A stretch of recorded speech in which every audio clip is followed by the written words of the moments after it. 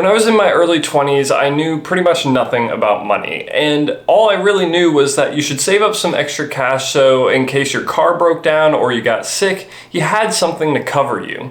Other than that, I pretty much spent all my money on fast food or video games and didn't have too much left over. That was until I met my first boss. He took me under his wing and taught me what you should do with your money while you're still young. And honestly, I'm inclined to listen to him because he just retired in his early 50s. My wife and I have used what he taught me to reach a combined net worth of over $200K at only the age of 26. So in today's video, I want to cover some of the important benchmarks that you need to be hitting with your money in your early 20s. If you're new to the channel, welcome. My name is Tyler Warlow, and I make videos on things I wish someone had taught me when I was younger. I wanted to make this video for anyone that was like me, young and having absolutely no idea how to actually handle their money.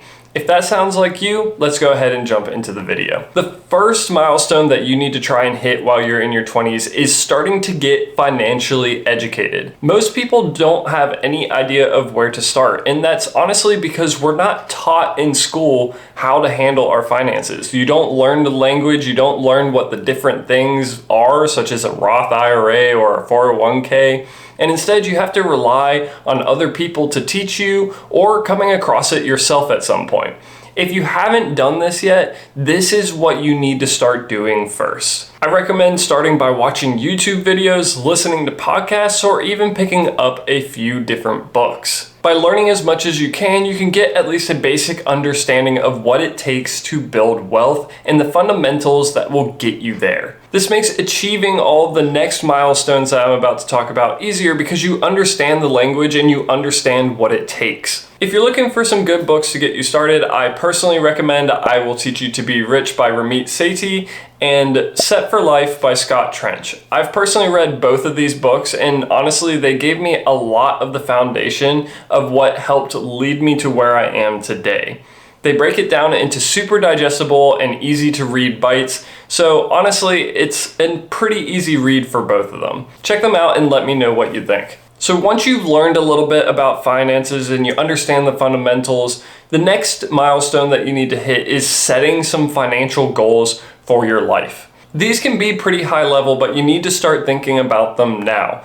For example, let's say you're in the future and you have a family. Do you want to be able to pay for your kids' college? Do you want to be able to retire early, or do you want to be able to retire with as much money as possible so you can start helping build generational wealth for your family? You want to get clear on the type of goals that you have because this can help you to establish a plan and to move towards those goals in the future. Oftentimes, once you've set those goals and you actually start making a plan to reach them, many people realize that it's actually not as hard as they thought it would be to reach those goals. If you need some ideas of where to start, maybe consider the next milestone.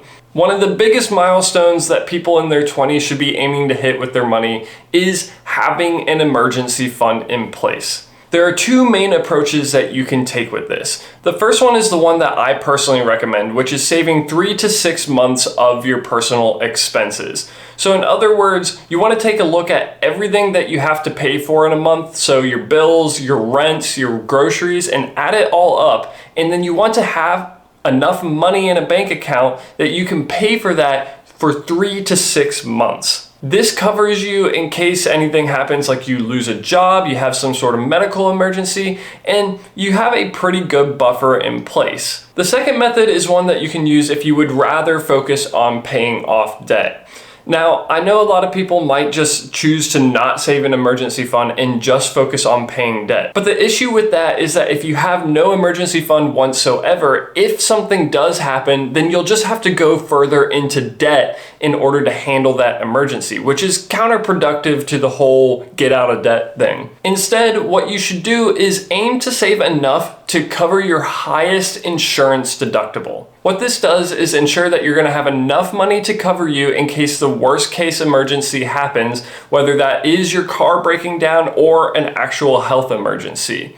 Whichever one is more expensive, you want to be able to have the money to cover that, because it means that you then have the money to cover the other less expensive deductibles in case those happen. Once you max out the deductible, then your insurance takes over and you don't really have to worry about it as much. Now, this method is not perfect because there is the risk that multiple different types of emergencies could happen at once, and when those stack, they can still become really expensive and can outpace that emergency fund that you might have set for yourself. But this method does give you the flexibility to focus on other things with your money if you so choose. Just understand the risks involved. Now, speaking of debt, the next big thing that you want to take care of in your 20s is paying off any bad debt. Debt has become pretty much a normal part of life for most Americans. Many people graduate with student loans, and even more people go and get auto loans at the first sign that they're able to buy a new car. From there, you even have the notorious credit card debt, which is incredibly difficult to get out of once you're in it. But not all debt is bad. People can use it to buy themselves their own homes, or sometimes get out of an emergency while they're waiting for their next paycheck to get through. So what do we define as bad debt? Well, personally, I think it's anything that has an interest rate of 7% or above. Why is that? That's because the average returns in the market, if you were just investing in stocks, is about 7% after inflation. If your debt actually has a lower interest rate than those average returns, then you would be better off just investing the money in the stock market and making that return. Obviously, you need to continue to make the payments on the account, but you would get more out of your money if you're putting it into the stock market. Anything that's over that 7% means that the debt is costing you more than what you would get if you were investing it. So it should be made a priority to pay that debt off. But that's just talking from the numbers perspective. Another perspective that you should think about is if you're the type of person that thinking about debt really just makes you anxious and makes it difficult for you to sleep at night and it makes you stressed, then you should also prioritize paying off that debt. A lot of people view this just from the numbers perspective, but there is a lot to be said from having the peace of mind that having no debt will give you. You just have to think about which approach is best for you. But let's go through a quick example on how debt can really impact your life. The average credit card balance for Gen Z in 2025 was about $3,500. Now that might not seem like a lot to you, but there's a couple things to take into account here. First off, the average credit card balance has been climbing every single year for Gen Z since 2020. And this is because more and more of Gen Z are starting to enter the actual workforce, and they're having to deal with the real life expenses that come from that and the increased cost of living. The second thing that you have to consider is just how long it will take you to pay off this debt if you approach it like most people do. Most people approach credit cards by just paying off the minimum balance. So we're going to take a look and see how long it's going to take you to pay off that $3,500 average balance if you just make the minimum payments. Interest rates on credit cards tend to be incredibly high, ranging from 15 to 27%.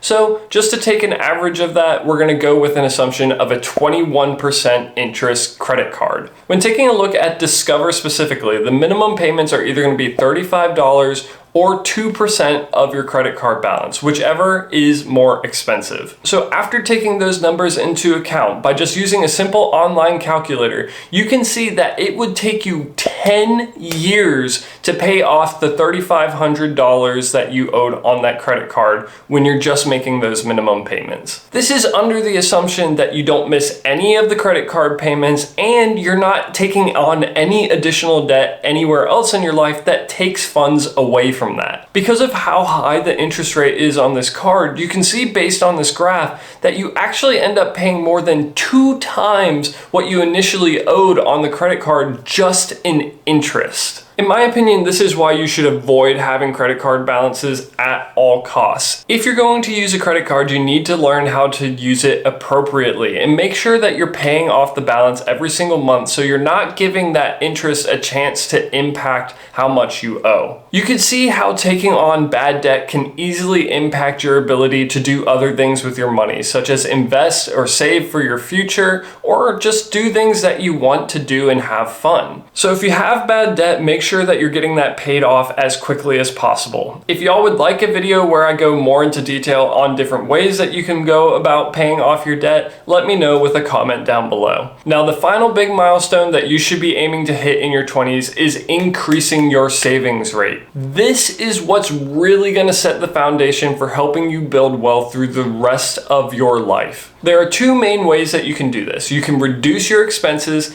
and you can increase your income. When you start off on your financial journey, lowering your expenses is probably where it's going to be the easiest to start. This is because most people generally are spending way more than they realize, and you can easily find ways to cut back on that. Most people's three biggest expenses are going to be housing, transportation, and food. You can lower a housing expense by either getting a cheaper apartment or maybe trying to find some roommates.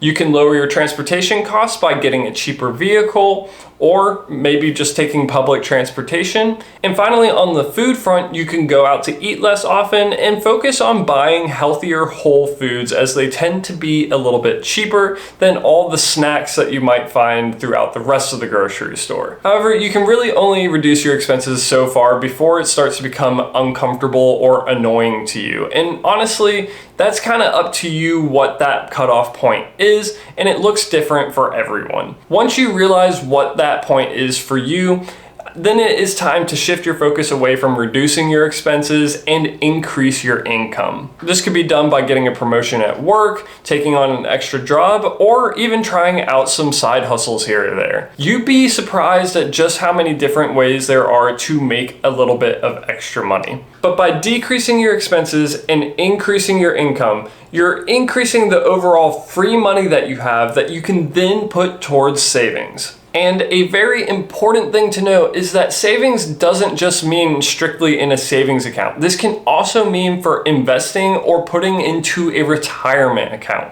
If you really want to start building your wealth at a young age, it's crucial that you start getting into investing as early as possible. When you're young, you often have much more time than you have money. And the great thing about investing is that time is your best friend. For example, let's just assume that you're going to get a 10% return in the market. If you're 20, you only have to invest around $100 a month and you would have 1.3 million by the time that you retire. But if you waited 10 years and start investing at 30, then in order to reach that same 1.3 million at retirement, you would have to contribute almost $300. So nearly 3 times the amount per month that you would have had to invest if you were doing it from the time that you were 20. This is largely because of the effect of compounding. So when you start off with a little bit of money, it's only making a little bit of extra money for you. But then that money also makes you more money. And that effect builds and builds and builds, kind of like a giant snowball that turns into an avalanche, and it starts generating you larger and larger amounts of money. This is the effect of compounding. If this is your first time hearing about this term, I highly recommend looking into it a little bit. You'd be so amazed at the effect that it can have and how it can help you build wealth in your life. But the point is that the earlier that you can increase this savings rate, the easier it's going to be for you to build wealth in the long term. Your 20s are all about building the foundation to the rest of your life. I would be focusing on learning and growing as much as I possibly can during this time period. Don't worry too much about the fine details of things. Just try to get a really solid grasp of the big picture and developing the really solid fundamentals that are going to help move you towards the life that you want. If you hit these financial milestones in your 20s, you're going to greatly increase your chances of success. And with that being said, if you found the information in this video to be helpful or informative at all, please be sure to leave a like and subscribe to join me along in this self-improvement journey. If you have any of your own thoughts, ideas, or opinions, please be sure to let me know with a comment down below. I like to read and respond to all of them. If you're interested in more videos like this one where I talk about money, check out this video right here where I talk about achieving financial success as a couple. If you're more interested in my most recent stuff, be sure to check out this video right here. But until the next time, this is Tyler Warlow, signing off.